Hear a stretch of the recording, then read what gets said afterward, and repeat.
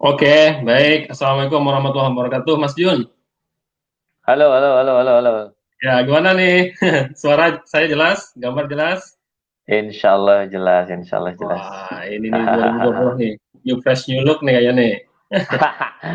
Nyubres, nyuluk, nyu dan seberba nyu, pusingnya juga nyu juga kayaknya. Iya, iya, iya. Karena ini new normal ya kan?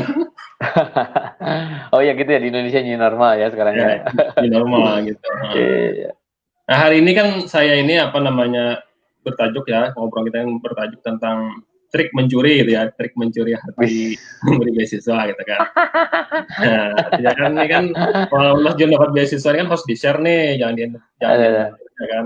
Artinya kan Uh, mungkin ada kawan-kawan yang sudah hampir masuk ke fase Mas Jun misalnya ada gagal gitu kan. Nah, ini bisa jadi hmm, masukan buat mereka. Atau betul, mungkin betul, betul. kawan-kawan yang benar udah siap semua, udah siap risetnya, terus kan udah dapat supervisor gitu kan. Tapi kan ada satu kendala, mereka nggak dapat calon scholarship provider. Nah, ini penting nih Hmm, tips dan trik hmm. ini kan. Nah, minggu yang lalu kan dari Bro Akbar itu kan kita kupas Oh iya, tentang iya, iya. ya, Keren Jeff itu ya. ya kita kupas Hmm. tentang apa namanya persiapan PhD juga. Nah hari Hmm. ini itu tentang melamar ya, tentang melamar PhD. Nah sekarang ini trik Melamar, ya, bukan melamar istri ya. ya, nah sekarang ini kita trik mencuri hati pemberi beasiswa. Kan Oke, gitu oke. nanti, saya kan kita ada proses administrasi dulu kan, kita Hmm, hmm, kirim aplikasi, terus mereka hmm, assess gitu kan, masuk shortlisted, terus ada undangan interview gitu kan. Nah di hmm. interview ini kadang kuncinya, jadi kadang seberapa tinggi nilai TOEFL atau IELTS, kalau interviewnya gagal, tidak convincing ya gagal juga gitu kan. Ya, Nah, betul, makanya betul, nanti betul. trik atau tipsnya kan perlu di-share dari Kang Junjun ini. Sip, Oke, sip, Kang sip. Junjun, ini kan sekarang lagi riset ini ya, udah ngambil data atau gimana? Belum, belum, Lagi belum, belum, belum. Saya kan masih tahun pertama lah, ya proses lah. oh Masih tahun gitu ya. pertama. Oh Ya iya iya ternyata iya. kan kalau kalau di luar negeri kan nggak sesederhana mungkin waktu saya riset S1 S2 gitu ya. Kalau Oh, kita sudah misalkan lolos tahap pertama, misalkan semacam proposal atau confirmations, kemudian hmm, kita mengajukan ethics dulu. Jadi riset kita itu di review sama Board of Ethics. Nah ini mungkin yang proses yang ya panjang. kadang prosesnya tuh panjang, ada yang 1 bulan, 2 bulan, tapi Oh, rata-rata 2 bulan minimal. iya Ada yang iya tiga iya. bulan, bahkan ada yang sampai 8 bulan baru keluar izinnya dan baru kita bisa ngambil data. Iya betul. Misalnya Sehingga kan ketat soalnya. unpredictable. Mm-mm. Ya, ya, betul, betul sekali. Ya. Paling Betul. cepat biasanya 8 minggu, normalnya 8 minggu kan, 2 bulan. Iya, iya, iya, 2 bulan, 2 bulan. Tapi insya Allah rencananya karena memang ada pandemik ini, Hmm. mungkin berencana Januari lah. Hmm. Januari tahun depan baru mulai ngambil data. Sekitar Desember Januari mungkin. Ya, insya Allah Prediksi lah ya, lancar. prediksi. Mudah-mudahan lancar. Mudah-mudahan. Iya, Mohon doanya. amin, amin, amin, amin. Ini kalau apa risetnya boleh nggak diceritain dikit nih? In brief aja tentang apa sih risetnya gitu. Wah, ini gimana ya? Jadi karena memang ya mungkin secara umumnya dulu aja mungkin ya. Hmm. Jadi sebenarnya riset saya nggak begitu sesuatu hal yang wow, yang sederhana sih. Hanya Hmm. bagaimana sih mengkaji uh, language teacher professional development in technology Hmm. enhanced TBLT. Jadi antara Hmm. berkaitan dengan area TPD dan technology enhanced task based language Wow. teaching. Oh, oke oke oke. Pas Mungkin banget. ada area di sana. Hmm. Keren, keren. Ya. Pas banget dengan era-era sekarang ya, era digitalisasi dan era COVID ini ya. Meskipun memang ini awalnya nggak ke sana, cuman ya dinamis, ada perubahan dan selalu berubah dan berubah gitu seperti itu. Hmm. Oke oke. Kan ini Mas Jun PSD ya. Banyak banget nih Hmm, orang pengen pengen PSD, masuk saya juga pengen PSD gitu kan. hmm, Padahal PSD hmm. itu kan bukan perjalanan yang mudah gitu kan. Tuh, tuh. Nah, Ya, ya, kalau ya. menurut Mas Jun apa sih makna PSD itu kalau menurut Mas Jun sendiri sih apa maknanya? Ya, mungkin orang bisa memaknai ini berbeda-beda ya. Hmm. Tetapi buat saya ini adalah suatu amanah yang mungkin perlu dipegang sebagai saya seorang pendidik misalkan, karena kan kita Hmm. sama-sama dosen ya Mas ya. Ya ya. Mungkin semacam sebuah arena untuk apa ya, for building and reflecting our scholarly identity. Hmm. Ya, Di jadi situ karena ya. bahwa ya karena mungkin ketika PhD di sanalah betapa banyak terbuka suatu hal bahwa di atas langit ada langit, di atas bahwa Nah, orang tuh dari berbagai disiplin ilmu, wow luar biasa sekali bahwa kita tuh sebenarnya kecil Nah, iya. Kecil sekali di sini. Mungkin di sini ini makanya kenapa namanya PhD mungkin ya, Doctor of Iya, Philosophy, karena mungkin di sana ternyata ya supaya membuat kita lebih aware lagi bahwa ilmu kita tuh tidak seberapa dibanding ya itulah di antara dibanding. lautan ilmu yang begitu luar biasa gitu. Mm-mm. Ya, Itu baru merefleksi lah buat saya. itu Merefleksi baru buat satu saya. itu baru satu bidang ya, belum lagi di bidang yang lain juga ya. Oh iya, itu baru bidang saya bahasa Inggris juga. Kecil sekali saya ternyata. Wah, Iya. nguset lah. Dan saya ternyata di PhD ini banyak yang nggak tahunya daripada tahunya ternyata. Nah, iya. Bagus tuh. Jadi bikin kita semakin apa? Semakin mature ya, makin dewasa ya secara ilmuwan ya, secara ini gitu betul, kan. betul, betul, betul. Hmm. Kalau yang disiapin apa sih seharusnya Mas Bro buat PhD itu? Ya, yang kalau yang jelas mungkin yang paling umum ya, hal yang paling Hmm. sederhana kalau mau disiapin buat PhD otomatis sebelum kita proposal persyaratan si pemberi beasiswa dulu mungkin ya, hal yang harus kita Oh ya. pelajari. Hmm. Yang hal yang paling simple ya itu tadi misalkan IELTS lah. Karena IELTS, yang saya nah ya. banyak orang yang gagal di sini bahkan sampai tes beberapa kali, ngabisin uang beberapa kali juga karena kan tes IELTS kan nggak mudah juga ya Mas Bro. Betul, Apalagi betul. untuk PhD kan harus cukup tinggi minimal 65 dan banyak yang terpuruk itu Hmm. pengalaman saya pernah mengikuti karena kan saya pernah dapat grants juga dari kementerian ya. Hmm. Jadi yang paling sulit adalah di writing-nya ternyata. Iya pasti. Yang banyak jatuh tuh ternyata di sana gitu ya. Ah, Jadi iya. mungkin ini satu hal dari beberapa sekian syarat yang perlu dipelajari dulu gitu. Sama Hmm. apa tuh yang mau apply beasiswa.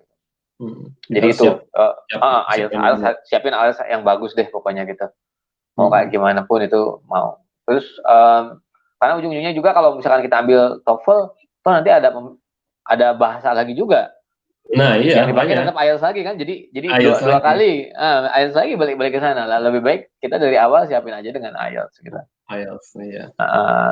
Ya mungkin itu yang harus disiapin. Terus kalau untuk PhD karena ini kan topiknya PhD ya, highlight PhD ya. SD. Ya di Sambi juga kita eh apa tuh udah mulai menavigasi kampus dan potensial supervisors. Nah penting ini. Dan ini kan nggak sesederhana nyari kampus A karena saya pilih kampus A karena top orang banyak appeal to popularity gitu ya. Ya Misalkan makanya. kampusnya pengen world top kampus tuh ini di Ah, dunia. ah, Padahal kan it's not about the case-nya bukan itu kan. It's not about hmm. where we study but how we study gitu kan di sana.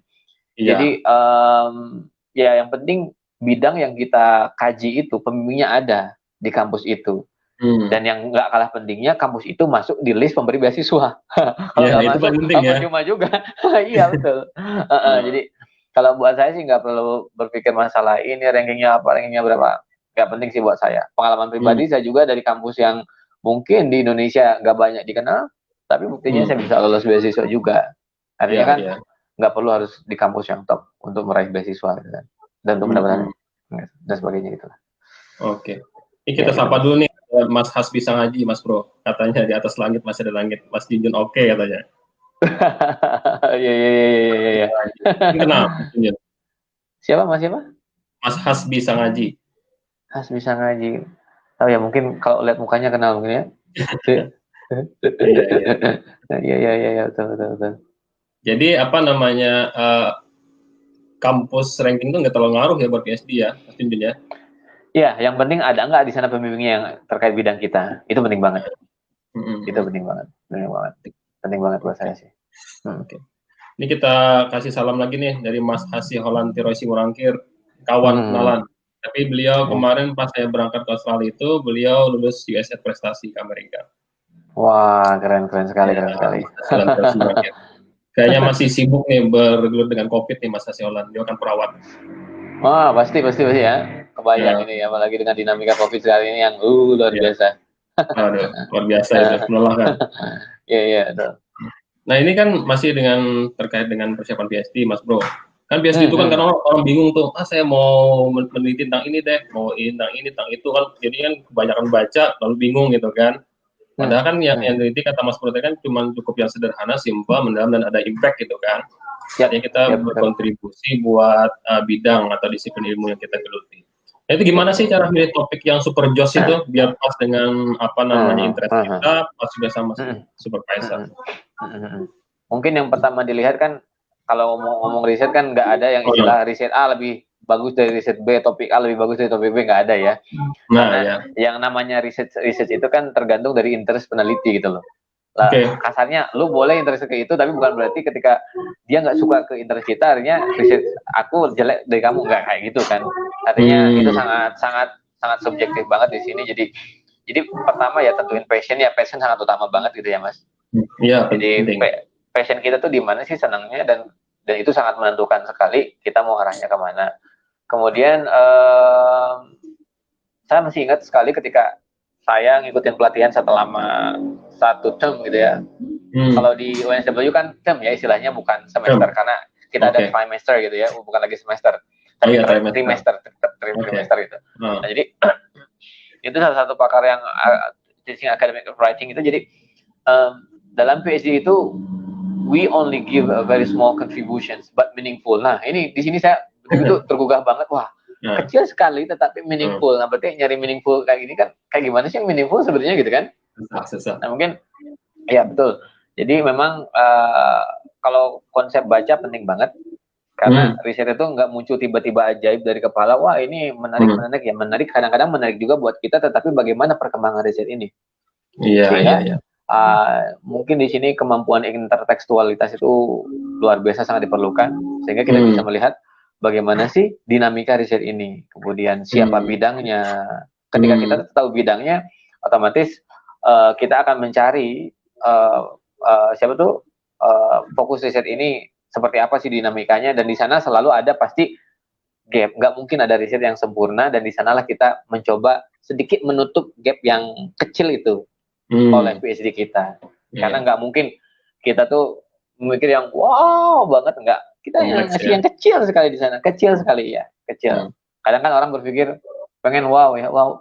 Kadang saya bertanya juga, riset yang wow itu kayak gimana sih sebetulnya? Ya, karena kan something yang sangat sederhana sekali di sini, dan di sanalah kita akan mengetahui bahwa inilah riset yang mau saya lakukan, karena gap yang kita identifikasi itu. Sehingga mengetahui key players di bidang kita penting banget, sehingga kita bisa menavigasi riset-riset sebelumnya di bidang itu. Kan nggak mungkin saya senang task-based, nggak tahu orang task-based misalkan. Saya senang, saya mengkaji language professional development, saya nggak tahu bidang-bidangnya di apa aja gitu di sana. Sangat nggak mungkin. Ya perlu di sana akan terbangun mungkin di sana literasi akademiknya di sana. Jadi ini menarik tadi kata kuncinya, small tapi meaningful ya. Kecil aja itu buat saya makjil banget ya, makjil banget itu. Artinya kita kan bikin kita harus mensederhanakan pemikiran kita gitu kan. Betul. Nah, itu sekalinya. Yang kebanyakan sekolah di Indonesia belum bisa lagi. Artinya kan bahkan ada ujaran gitu kan. Kalau bisa dibikin complicated, kenapa sih dibikin mudah gitu kan? Gitu kan? Aneh ya. Nah, itu kan jadi yang saya lihat tuh selama saya kan belum lama ya ya. Ya, jadi gimana sih cara menyederhanakan itu? Ini kan masih kayaknya Mas Jun kan masih dalam tahap berproses juga ke sana kan.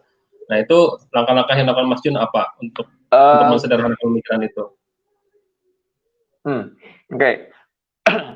Mungkin kalau berkaitan dengan apa yang sedang saya dalami juga, bahwa segala sesuatu hal yang kita alami sekarang itu tidak terlepas dari prior experience yang kita alami mungkin ya. Saya bisa mungkin ke tahapan ini juga karena ada pengalaman-pengalaman sebelumnya juga yang saya coba refleksi, sehingga ini kayak gini loh. Jadi ini tidak terlepas dari gemblengan juga dari beberapa professional development activities yang saya geluti. Jadi nggak tiba-tiba ajaib kok saya bisa punya pikiran seperti itu dengan sederhana baca, nggak mungkin itu kalau menurut saya sih. Jadi ada perjalanan proses yang begitu panjang di sana, karena ada contextual factors di sana yang sangat melekat gitu ya. Jadi pertama mungkin karena ya jujur aja saya S1 DN, S2 juga dalam negeri, tetapi saya juga dimentori sama salah satu World Top Scholar juga, yang ingin sangat berpengaruh juga. Jadi kalau bagaimana sih menyederhanakan, ya pertama kita harus gabung dulu dengan komunitas yang benar-benar mengusung ini, orang-orang yang setidaknya buat saya yang sangat concern dengan building scholarly identity. Kan di sini kan banyak sekarang komunitas, apakah komunitas dengan virtual community, yang face to face. Kalau dulu kan banyak face to face ya. Nah, sehingga ketika saya bergabung dengan beberapa komunitas, baik itu di Jawa Barat, di Jawa Tengah, Jawa Timur, dan kebetulan kan saya pernah megang juga asosiasi di Jawa Barat. Di saya banyak mengenal. Oh ternyata riset itu kayak gini ternyata. Nggak harus berpikir suatu kompleks, tetapi justru yang sederhana, tetapi bagaimana yang menjadi kompleks itu adalah proses menginterpretasinya, bukan itunya yang in depth-nya gitu. Fenomenanya sederhana, tetapi we go in depth when we analyze. Nah ini yang kemudian saya juga kan pernah ikutan PhD bridging program juga. Waktu itu kan dapat grant juga dari kementerian, pergi ke New Zealand 2 bulan. Nah sehingga itu yang makin sini mungkin membantu membangun sedikit keilmuan di bidang saya. Oh ternyata kayak gini riset itu. Bagaimana sih framing argument tuh kayak gini dan sebagainya. Itu berpengaruh sih kalau buat saya sih sebenarnya. Gak hanya sekedar kita baca aja ke jurnal, gak hanya sekedar itu gitu loh. Nah, cukup ya.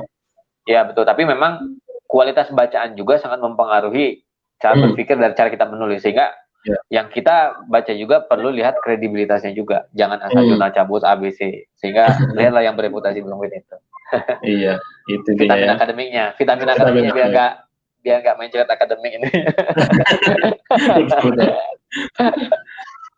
Ya artinya kan Mas Jun sampai di titik ini kan udah ada usaha-usaha sebelumnya kan, artinya tidak instan gitu kan. Oh betul sekali. Jadi kawan-kawan semua ya itu tadi, kalau kita misalnya bersiap-siap buat PhD ya harus siapkan dulu minimal 1 tahun atau 2 tahun sebelumnya. Mulai sekarang siapkan ya, mulai sekarang saat ini siapkan. Nanti ketika PhD itu enggak kagok gitu kan. Betul. Nah, kita sekarang ke topik inti nih tentang mencuri hati pemberi beasiswa. Nah, kan salah satu komponen atau syarat itu kan ada yang namanya kita submit kurikulum kita ya Mas Jun. Nah, kurikulum kita. Nah, itu kan banyak, apakah kurikulum kita itu sekedar tulis saja semuanya atau memang ada trik khusus Mas Jun? Supaya kan kita kan hitungannya selling diri kita kan. Pada calon scholarship provider, bahwa kita tuh layak atau enggak. Misalnya saya kan punya modal nih 1 miliar, Mas Junjun nih saya punya modal 1 miliar, ayo bikin kebun jeruk misalnya kan, nanam jeruk misalnya. Itu kan harus jelas kan segalanya itu kan. Nah, itu gimana di kita? Kalau CV ini biasanya kan kita nggak menentukan CV, biasanya yang menentukan template kan provider scholarship-nya juga ya. Nah, mungkin cuman kalau udah ngomong PhD kan again balik laginya urusan riset ya. Kalau sederhananya sih kalau dari yang saya coba amati gitu, karena kan saya juga ketika saya goal di yang ini di LPDP ini tahun 2019, bukan berarti saya nggak pernah gagal juga. Saya gagal juga di beasiswa-beasiswa yang lain kayak AS, Endeavor juga, LPDP Budi yang sebelumnya juga, kemudian beasiswa kampus di Australia juga dan yang lainnya. Ya, cuman yang saya lihat kalau PhD kan kaitannya dengan riset mungkin kalau kita bisa menambahkan poin di publikasi, saya kira itu cukup memberikan dampak yang luar biasa. Ini berkaitannya ke diskusi kita nanti ke masalah wawancara. Nanti akan saya share pengalaman saya pada wawancara dengan adanya karya ini. Kenapa kok bikin istilahnya termehek-mehek wawancara di sini, sehingga bukanlah seolah-olah kita diinterogasi pas wawancara, justru kita dengan menikmatinya proses wawancara itu yang saya alami gitu. Jadi kalau untuk PhD ya siapkanlah, kalau riset kita udah bidang A ya udah mulai dalami dan udah belajar menulis dan publikasi di jurnal yang bereputasi lah. Jadi itu fokus dengan fokus dengan itu ya, karena memang kalau PhD kan urusannya itu nggak ada yang lain lagi. Jadi sangat di sana. Kalau di luar yang lain ya mungkin aspek tambahannya ya mengikuti beberapa hal yang harus kita tambahkan ya, semacam engage in some different professional communities ya. Kalau di bahasa Inggris kan ada TEFL lah, ada APSBBI juga gitu, ada juga Asia TEFL, dan juga komunitas yang lain gitu ya. Nah, mungkin saya rasa nggak ada salahnya kita terlibat di beberapa komunitas itu dan aktif mengikuti seminar dan sebagainya gitu. Tapi yang paling berdampak menurut saya karya, karena urusannya ini masalah kontribusi kita untuk negara nantinya sebagai timbal balik dari kenapa sih aku harus ngasih beasiswa sama kamu, ini yang aku berikan. Nah itu makanya tadi. Jadi itu ya yang hal yang bisa dijual bisa dari aspek publikasi kita gitu kan. Ya kalau saya sih harus gitu ya, pengalaman publikasi gitu ya. Meskipun banyak juga yang goal tanpa itu, tapi buat saya itu sangat sangat perlu di highlight juga sih kalau saya secara personal. Betul betul.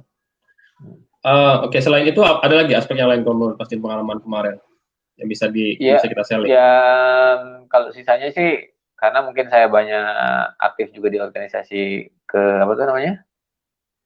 Ya profesi itu, ya itu jadi kan biasanya kan kalau CV kan dari mulai identitas ya, pendidikan dan sebagainya kan. Nah, di aktivitas yang berkaitan dengan profesionalisme kita itu. Itu penting ya. Ya penting. Kayak kita misalkan saya bahasa Inggris, tetapi ketika di community of practice-nya kita banyak yang bidang di luar bahasa Inggris. Ya, saya pikir kurang begitu gimana ya. Sebaiknya cari yang lebih relevan dengan bidang kita gitu loh, komunitasnya. Karena itu akan membangun identitasnya di bidang kita gitu loh. Ini loh bidang saya gitu.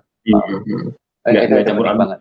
Nggak campur aduk gitu. Lah boleh lah yang ada yang major yang istilahnya komunitas yang lain, tetapi alangkah baiknya kita terlibat di sini gitu. Ini penting banget. Oke. Nah tadi kan kita mencoba melingkan kan antara isian kita yang tentang pengalaman publikasi tadi dengan pengalaman wawancara. Nah sekarang silahkan di-share Mas Jun pengalaman wawancara tadi. Wawancara ya. Jadi mencuri hati. Mungkin karena ada sedikit pengalaman yang menarik wawancara saya. Waktu itu saya masih ingat pada saat wawancara itu sebenarnya saya ada muncul undangan untuk wawancara pada saat saya lagi di New Zealand. Jadi memang saya sudah ada tekad ya kalau memang saya harus balik ke Indonesia ya saya balik ke Indonesia untuk wawancara gitu ya. Waktu itu tahun 2018 kalau nggak salah.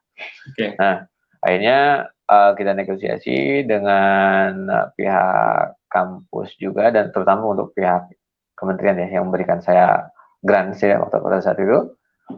Akhirnya diizinkan karena wawancara itu tepat 1 minggu sebelum proses PhD bridging program itu selesai. Sehingga akhirnya saya pulang 1 minggu lebih awal dibanding teman-teman yang lain kalau nggak salah ya 1 minggu lebih awal. Dan di sana pengalaman yang luar biasa, bayangin aja hanya cuma untuk wawancara doang. Saya terbang dari New Zealand pergi ke Bandung gitu ya, Jakarta Bandung gitu ya, dan saya sampai nginap di hotel di sana yang dekat tempat wawancara itu. Dan yang menariknya adalah ketika pas datang wawancara, salah satu pewawancara saya ternyata yang di bidang saya itu adalah, karena biasanya kan wawancara itu ada 3 orang ya, satu yang berkaitan dengan akademik, satu biasanya psikolog biasanya ya, satunya lagi biasanya yang wawancara tentang wawasan kebangsaan, nasionalisme lah. Jadi, nah ternyata salah satu pewawancara itu saya kenal baik. Dia tuh salah satu guru saya juga pada saat saya pelatihan juga di Jawa ini. Jadi kebetulan aja ya. Kayak semacam jadi ya mungkin ya itu mungkin faktor X memang di sana mungkin ya yang nggak pernah kita tahu. Tapi artinya antisipasinya apa? Saya bisa kenal dengan beliau karena apa? Ya karena saya suka terlibat di berbagai komunitas. Selalu datang ke konferensi dan sehingga building networking sini salah satunya ya makanya silaturahmi itu pembuka rezeki. Saya sudah merasakan sendiri hal ini. Betul, penting banget. Dan di sana mereka juga tercengang kaget ketika ketika mereka wawancara menanyakan bahwa saya bilang bahwa ke mereka bahwa saya baru datang dan baru landing dari New Zealand. Mereka kaget, "Hah? Dari New Zealand? Habis apa?" Dia bilang. Dan saya jelaskan bahwa saya tuh habis mengikuti program bridging program dan di sana yang saya highlight satu adalah selalu total dalam mengikuti kegiatan apapun itu. Dan pada saat wawancara selalu bawa artefak apapun itu yang berkaitan apakah itu achievement kita, publikasi kita, apapun itu sampai ke letter of recommendation, surat rekomendasi juga gitu ya. Saya masih ingat pada saat itu saya minta ke instruktur saya waktu saya di New Zealand itu, ke dosen di sana tuh, kamu bisa nggak ngasih surat rekomendasi saya kan mau itu. Dia bilang ke saya dengan sederhananya, ya saya belum bisa menilai kamu karena kamu belum bisa nunjukin progres. Oke, 2 minggu ke depan saya akan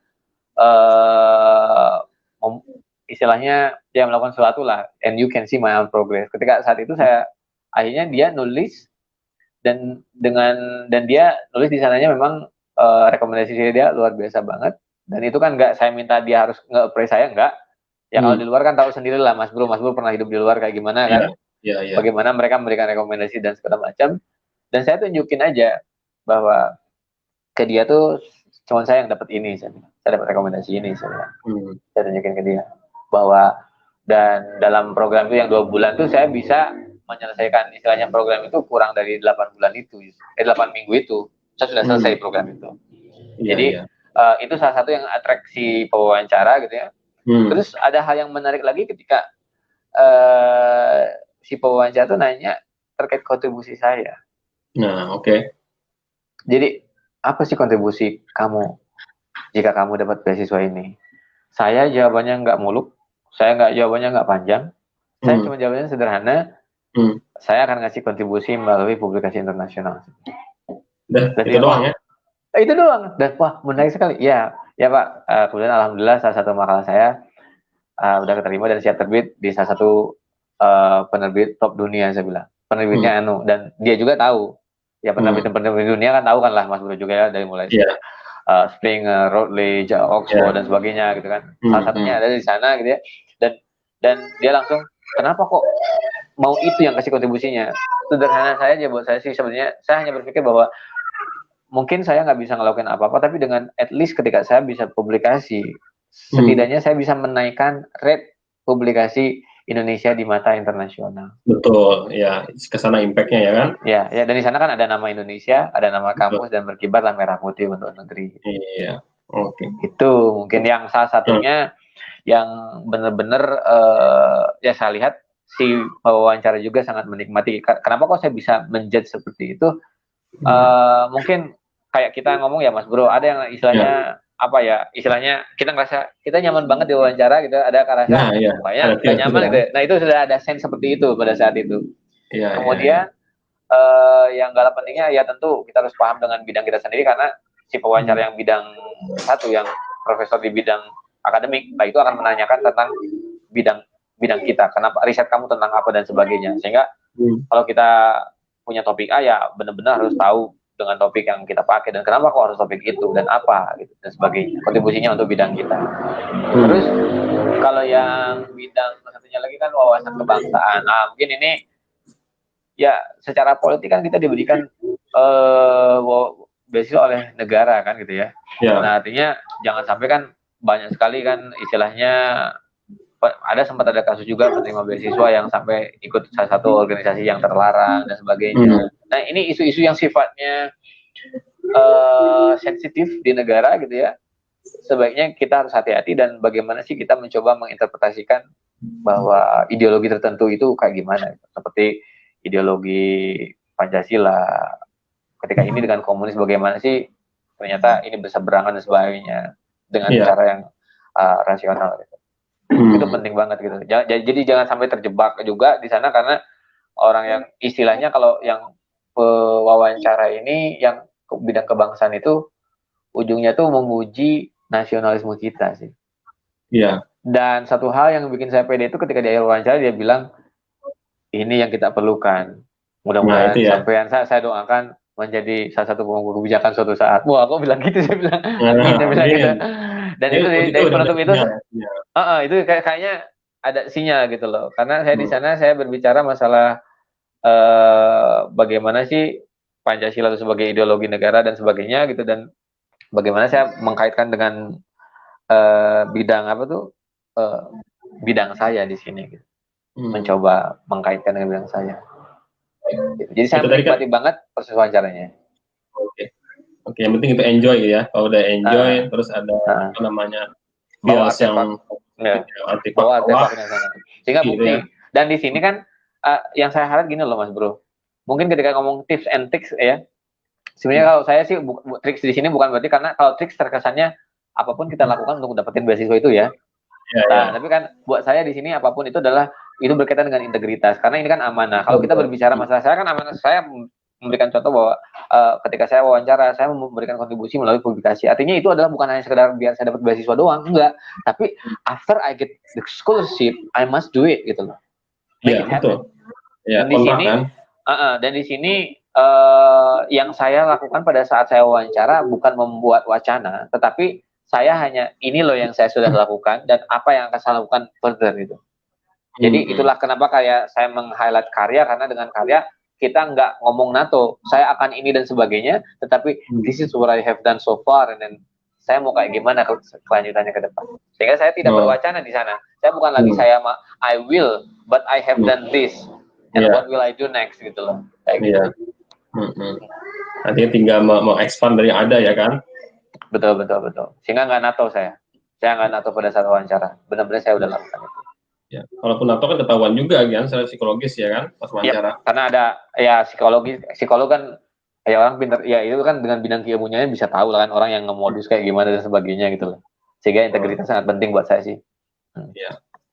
Kan kadang wawancara itu kan suka mungkin orang menanya, mungkin aja nih ya, tapi saya belum pernah mengalami sih. Nah pas wawancara itu kan kita mungkin apa sih kelemahan kamu misalnya, itu gimana sih? Perlu nggak kita menyebutkan kelemahan kita gini atau mungkin kita berusaha menyebutkan kelemahan, tapi kita memparafrasenya dan bentuk yang lain sehingga itu menjadi sebuah potensi atau dia sebagai sebuah potensi bagi si calon pemberi beasiswa. Kalau saya sih belum pernah ditanyakan terkait itu ya. Cuman buat saya justru mengetahui kelemahan itu tuh adalah sebuah justru tahu, karena itu akan buat kita jadi sosok yang lebih baik lah. Knowing your weaknesses will make you great gitu ya. Saya setuju dengan hal itu karena tapi di sini mungkin apa ya, karena saya nggak ngalamin gitu ya Mas Bro ya terkait pertanyaan itu loh. Tetapi satu hal itu kenapa kok saya tuh menggebu-gebu untuk nulis gitu loh. Saya menggebu-gebu untuk publikasi gitu loh. Itu bukan berarti saya jago nulis. Justru karena itu adalah something that I hate. Jadi kenapa sih saya senang ngajar speaking? Itu karena saya senangnya ngomong gitu loh. Gak seneng nulis karena justru ketika tahu itulah kelemahan saya, gimana sih upaya saya untuk menutupi kelemahan ini? Artinya saya harus mendalami bidang ini sehingga meskipun saya ngajar speaking, tapi saya harus mampu menulis dan publikasi di jurnal yang bagus. Itu motivasi saya. Jadi sehingga dengan seperti itulah bahwa di sana ada semacam identity commitment di sana. Okay. Jadi penting banget memang kata Mas Bro harus tahu ya, tapi dengan tahu itu bukan berarti kita resisten, itu justru bagaimana kita mencoba berusaha gitu, mengejar itu gitu. Kalau dari segi misalnya kan sebelum BSD kan ada apa, mereka akan lihat link kita ke luar negeri kan berupa hubungan kita dengan calon atau potensial supervisor gitu kan, sama kampus tujuan. Nah itu kemarin gimana cara menemukan supervisor itu? Apakah nyari sendiri kah atau memang tergabung di community of practice atau penasihat yang secara akademik? Kalau itu sebenarnya ya saya jujur nyari dulu potential supervisors, dan sebenarnya awalnya justru yang menerima saya itu bukan di kampus itu di Australia sebenarnya. Dan saya takjub banget pada saat itu. Di luar dugaan, saya nge-email jam 5 subuh setelah sholat subuh. Jadi saya nge-email dan 15 menit langsung dia mau nerima. Wah, saya kaget banget. Dia nerima ya. Tapi ternyata ya gagalnya tuh karena kesini itu nggak bisa saya pakai itu karena kampus itu nggak ada di list pemberi beasiswa. Nah itu lagi ya masalahnya. Gitu. Tapi ya mungkin karena itu sudah takdir dan sebagainya, ya saya syukuri aja nggak jadi masalah. Dan ada sempat saya juga terpikir mungkin jadi kepedean juga saya, jadi awalnya karena diterima cepat gitu ya, seolah-olah dapat nanti juga ketika nyari supervisor cepat juga. Ternyata enggak juga ternyata, karena ya itu tadi, karena saya seneng membangun network itu, nanya ke sana kemari, saya nanya ke orang-orang yang kuliah di A, di B, di C, siapa sih yang di bidang ini. Jadi ya bener banget ada peribahasa mengatakan malu bertanya sesaat di jalan ya. Kalau memang kita nggak tahu ya nggak usah malu-malu nanya deh gitu ya, nggak usah tensin dan gengsi, nanya aja gitu lah. Saya nanya ke beberapa kolega saya di beberapa kampus di Indonesia juga yang sedang PhD. Saya tanya siapa sih sebenarnya yang mengkaji bidang ini, meskipun saya juga bisa nyari juga sebenarnya sih, tapi at least mereka bisa ngebantu, nge-guide. Katanya ada si A, si B, saya highlight beberapa nama juga gitu ya. Kemudian dan penting banget korespondensi di sini. Jadi ketika kita menjual di sana tuh seolah-olah emailnya itu jangan seolah-olah apa ya, kan ada tiba-tiba nanya kamu mau nggak jadi supervisor saya gitu kan, nggak kayak gitu juga gitu ya. Jadi memang korespondensi sangat penting banget di sini, sehingga ketika kita mau ke bidang dan mau dibimbing beliau dan apa juga, kita udah punya apa juga sih sebenarnya. Kan kalau kita nggak tahu tentang di bidangnya itu juga ya percuma juga dia kan, karena memang yang namanya PhD buat saya baru perjalanan segini aja ternyata wow. nggak bohong ketika orang yang katakan orang yang A dan B dan C dan profesinya terseok-seok dan segala macam, bener banget gitu. Jadi memang itu tadi navigasi sendiri kadang-kadang cuma nyari kampus doang itu bisa menghabiskan waktu 2 sampai 4 jam. Padahal cuma nyari kampus doang sama nyari pembimbing kita ada nggak, terus di sini ada nggak dan sebagainya gitu loh. Belum lagi proses korespondensi di sini kan kadang-kadang mendapatkan jawabannya itu lama juga. Betul. Ada yang dibalasnya seminggu, 2 hari, 3 hari, bahkan ada yang di PHP-in juga gitu ya. Nanti aku akan balas lagi karena aku lagi luar sekarang. Sampai saat ini juga nggak dibalas-balas gitu loh. Iya. Dan tapi penting banget buat kita lihat juga yang si pembimbing kita tuh karyanya juga sih. Penting ya itu ya. Penting banget. Karena mahal, kita harus benar-benar memanfaatkan momen yang jarang ini selama 4 tahun untuk benar-benar menggali ilmu yang dimiliki oleh si calon guru kita nanti, supervisor kita. Karena diibaratkan dalam PhD itu, kalau yang namanya hubungan dengan PhD itu kayak sama supervisor tuh kayak paling utama banget. Wah, itu wajib banget, fardu ain lah hukumnya itu. Tapi ada juga, Mas Bro ya, kampus tuh yang sifat yang ada yang sifatnya kita bottom up, artinya kita menghubungi in person ya ke orangnya. Ada yang kadang-kadang memang kita harus ngontak, jadi school yang nentuin gitu loh. Nah, kalau yang di case saya di UNSW ini, jadi saya melalui jalurnya tuh karena harus menghubungi si A, jadi saya karena waktu itu sangat favorit, sangat sama salah satu pakar penelitian tindakan di bidang language teaching gitu ya. Saya favoritin dia, saya email dia secara personal, tapi dia tahu karena di sistem kampusnya itu nggak kayak gitu, sehingga dia nyuruh saya tuh ngehubungin semacam admin lah yang ngurusi ini gitu loh. Nah, cuman pada saat saya itu begonya itu saya mikirnya, dikiranya tuh berarti si dia tuh nggak mau ngebimbing saya gitu loh. Padahal pas saya baca lagi emailnya ternyata bukan gitu. Maksudnya prosesnya itu kalau yang namanya di kampus ini beda-beda kayak gini.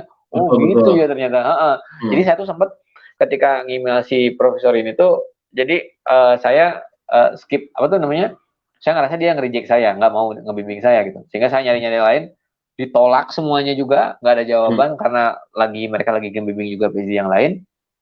Nah, akhirnya saya balik-baliknya ujungnya balik lagi kampus itu, UNSW, dan saya lihat lagi, baca lagi emailnya kan hari ini. Lah, ternyata nggak kayak gini maksudnya.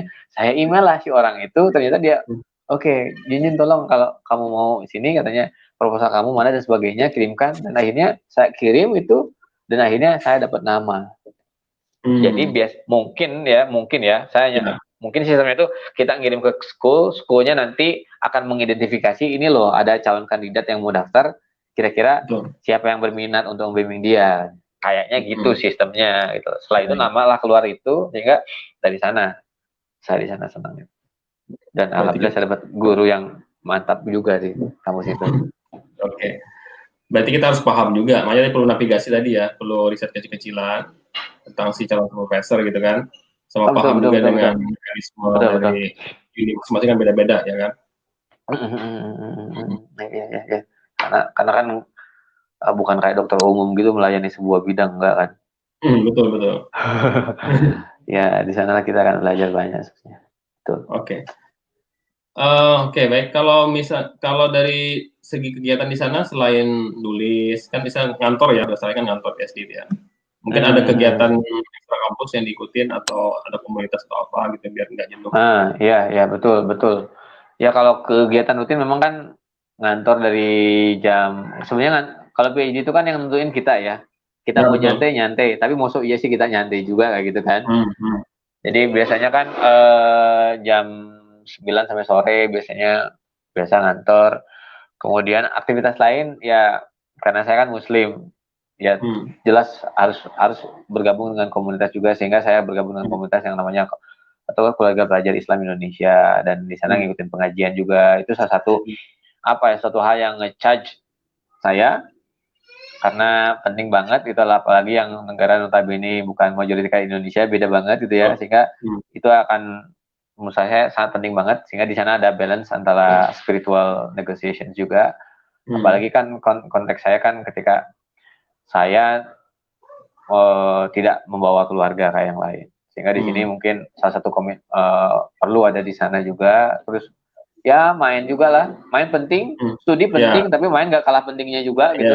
Harus jalan-jalan juga ya kan? Ya jalan-jalan lah, masa di luar negeri nggak jalan-jalan ya, terus sekali jalan-jalan gitu, kayak gitulah. Jadi nggak melulu baca kayak gitu dan sebagainya macamnya. Terus ya kadang-kadang gabung dengan komunitas yang lain juga, dengan komunitas muslim dari berbagai negara, ikutin pengajian nggak hanya orang Indonesia aja. Karena di sana dengan seperti itu ya itu akan ya enak lah, nyaman lah di sana lah kita, sehingga nggak stres. Nggak stres. Mas Jun, 3 kata nih buat para scholarship hunters, khususnya PhD apa dari Mas Jun? 3 kata. 3 kata apa ya? Yang pertama 2 kata dulu. Mungkin kalau kayak lagunya The Massive itu 2 kata tapi bukan 1 kata ini kayaknya. Boleh 2 kata. Jangan menyerah gitu ya. Jangan menyerah. Jangan menyerah. Jangan menyerah, dan kalau saya ada satu lagi. Itu kan jangan menyerah tuh penting banget ya, persisten gitu ya. Tahan banting lah pokoknya. Tahan banting banget itu. Tetapi yang nggak kalah penting yang selalu saya pakai sampai saat ini adalah doa orang tua, Mas Bro. Nah, nggak di luar nggak tahu ya, kalau mungkin terlihatnya ya iyalah masa sih nggak minta doa ke orang tua, tetapi buat saya ini sesuatu hal yang saya pegang dan selalu membuat saya tenang dan selalu saya pede mau maju. Karena saya sekarang udah berkeluarga, otomatis saya punya 2 power di sini. Satu ada 2 orang tua saya, satu ada 2 orang istri, satu dari istri kan ya. Ada 2 hal itu kan. Gitu. Kalau dulu mungkin sebelum nikah ya mungkin orang tua ya, tapi 2 hal itu, doa itu saya kira mungkin nggak akan bisa di reset ya, doa kayak gimana sih impact-nya, tapi ya buat saya ini kan urusannya spiritual gitu ya, something spiritual, tapi ini nggak kalah pentingnya kalau menurut saya. Penting. Oke. Jadi mungkin 3 kata ya. Pertama tadi jangan menyerah, persisten. Doa. Yang kedua doa orang tua, yang ketiga doa keluarga ya kan? Betul. Karena mereka yang ada di belakang kita. Kesuksesan seorang suami itu karena ada orang di belakang yang hebat. Iya. Istrinya, keluarganya. Betul. Oke, seperti ini nggak ada pertanyaan nih kawan-kawan, mungkin mereka menyimak aja ya. Banyak nih Mas Bro sudah bersedia meluangkan waktunya di sela-sela kesibukan menulis tesis. Kami doakan lancar studinya. Amin. Makasih Mas Bro, makasih. Dan semakin banyak menelurkan publikasi sesuai dengan Amin, insyaallah. Baik, wassalamualaikum warahmatullahi wabarakatuh. Waalaikumsalam warahmatullahi wabarakatuh.